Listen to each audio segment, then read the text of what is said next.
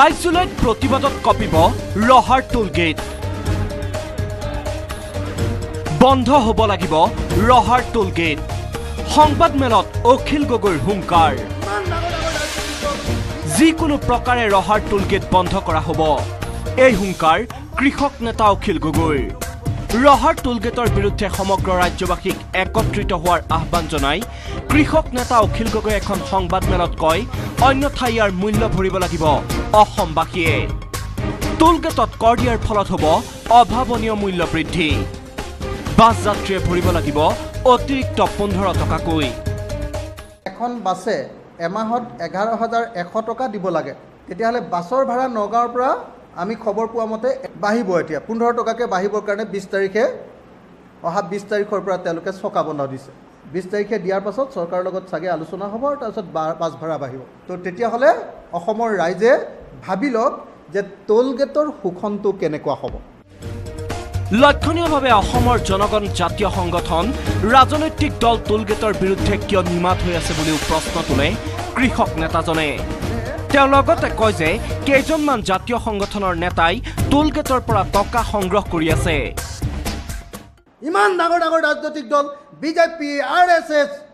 AGP একদম জাতীয়তাবাদৰ গোটেই ধ্বজা লৈ আঞ্চলিকতাবাদ বচাবৰ কাৰণে এজিপিটো একদম খাৰা হৈ ৰৈ আছে কংগ্ৰেছ একদম বিৰাট ভাল দল এটা ৰৈ আছে নহয় এতিয়া এআইডিএফ চিপিআই চিপিএম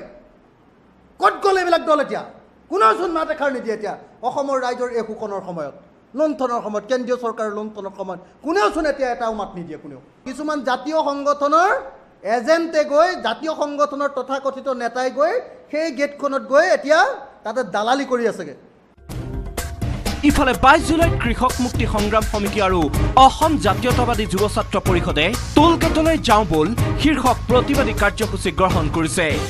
এই প্ৰতিবাদী কাৰ্যসূচীত ৰাজ্যৰ সকলো দল সংগঠন আৰু ৰাইজক অংশগ্ৰহণ কৰিবলৈ আহ্বান জনাই কৃষক নেতা অখিল গগৈয়ে যে অসম জাতীয়তাবাদী যুৱ ছাত্ৰ পৰিষদ কৃষক মুক্তি সংগ্ৰাম সমিতিয়ে অহা 22 জুলাই তাৰিখৰ দিনা আমি কেন্দ্ৰীয়ভাৱে টোলগেটলৈ যাওঁ বলক এটা কাৰ্যসূচী গ্ৰহণ কৰিছোঁ দুইটা সংগঠনৰ হৈ আমি অসমৰ সকলো জাতীয় সংগঠনক আহ্বান জনাইছোঁ ইফালে মন্ত্ৰী চন্দ্ৰমোহন পাটোৱাৰীয়ে টোলগেট ৰাজ্যৰ বাটপথ উন্নয়নৰ বাবে প্ৰয়োজনীয় বুলিহে মন্তব্য কৰে এই ৰহাৰ টোলগেটৰ ক্ষেত্ৰত এইটো কথা হৈছে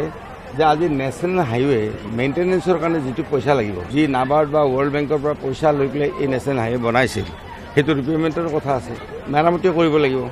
গতিকে এই টোলগেটৰ পইচাৰে এই নেশ্যনেল হাইৱেটো মেৰামতি কৰাৰ ব্যৱস্থা কৰিছে ভাৰতবৰ্ষৰ যিকোনো ঠাইত যাওক আমি টোলগেট পাব কেমেৰা পাৰ্চন প্ৰভাস সিঙৰ সৈতে Agniv Gogoi news 18 Assam north east